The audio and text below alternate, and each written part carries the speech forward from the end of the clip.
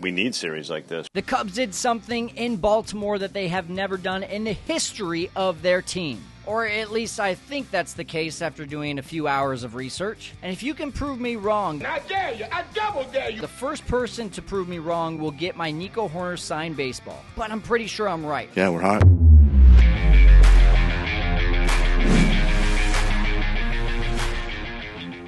The Cubs just had a phenomenal series against the Baltimore Orioles, who were the best team in the American League coming into this week. Now, if you have not subscribed to the Setup Man, you're definitely going to want to do that, especially if you can prove me wrong on what I'm about to share. According to StatHead, after extensive research, I discovered that the Cubs have never had a 3-game span, not just a series, but a 3-game span of scoring at least 21 or more runs and allowing 2 runs or less in the history of the Cubs. If you think you can prove me wrong on this and you do the research, go ahead and share it in the comments below. I would love to see what you find. Now, here are a few more stats that you're going to find really fun about this sweep against the Baltimore Orioles. This was the first time in Justin Steele's MLB career that he pitched on his birthday. The final line, 7 innings, 3 hits, 0 runs, 0 walks, 4 strikeouts, on 70 pitches. If you think he should have stayed in to try to complete this game, share in the comments below. Now, dating back to the end of June when Justin Steele yelled at his teammates to wake the bleep up,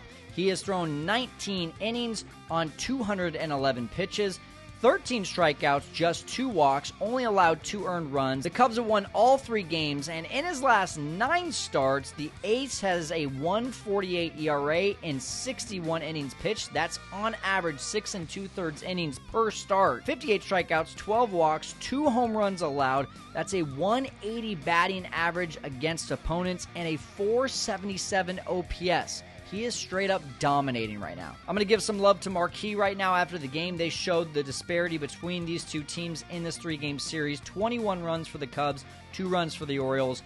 4 home runs for the Cubs, just 1 for the Orioles. 268 batting average with runners in scoring position for the Cubs. 0, not a single hit with runners in scoring position for the Orioles. 0.95 ERA from the Cubs starters versus a 7.20 ERA from the Orioles starters. And the Cubs bullpen did not allow a single run, while the Orioles bullpen had a 5.25 ERA. Going deeper into the Cubs bullpen and the starters, here are the numbers. The Cubs starters, 19 innings pitched, 13 hits, 2 earned runs, 2 walks, and 17 strikeouts. The Cubs bullpen, 8 innings, 6 hits, 6 strikeouts, 1 walk, and like I said, not a single run allowed. A nice change of pace for what's been the Achilles heel for the Cubs this year. The Cubs' top 4 offensive performers during this series: Seiya Suzuki, 6 for 14. Nico Hoerner, 6 for 14. How about Miles Mastrobuoni come into play?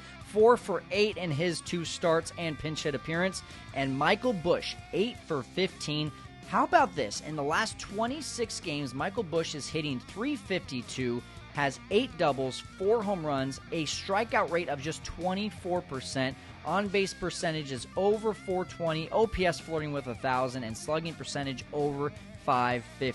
He is now up to an .853 OPS on the year, and that leads the Cubs by a far margin. Next up is Seiya Suzuki at .808. As it stands, the Cubs are now 45 and 49 on the year. Yes, they're in last place in the National League Central, but they're only 3 games behind in the wild card, and they're 1 game ahead of their pace from the 2023 season. They will finish off the first half of the year against the Cardinals, a 4-game series in 3 days. On Friday, Kyle Hendricks will be pitching. On Saturday, Hayden Wesneski, and to be determined in the doubleheader for the night game. Then Jameson Tyone on Sunday to finish off the first half before the All-Star break.